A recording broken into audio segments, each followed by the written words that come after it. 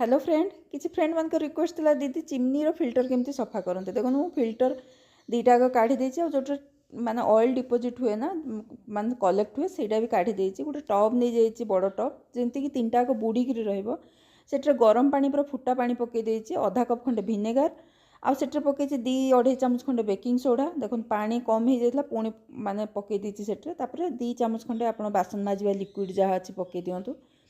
आउ सेट्रे मुझे एथर प्रथम थर ट्राए कली टी सैट्रिक एसिड पकई देती केमी हम यहाँ जो पकईना सैट्रिक एसिड तापर अधा घंटा खंडे बुड़े बुड़ीक रखिथे देखिए सब तेल चिट जहाँ अच्छी ना पलैब जदि टी रही भी ना गोटे पुराणा स्क्रबर जोड़ा यूज हो जाए पुराणा फिंगार अच्छी सेमती स्क्रबर धरिक हल्का हाथ में घसी नि पूरा सफा हो आदि कौटे टी लगी भी बाई चान्स से टी भीम बार ना लिक्विड देकर आप घसी दिंतु देखो पूरा नुआ भाया चिकचिक हो शुखिला पर पुणी नहीं चिमनी लगे दिंतु आपको केमती लगे कह।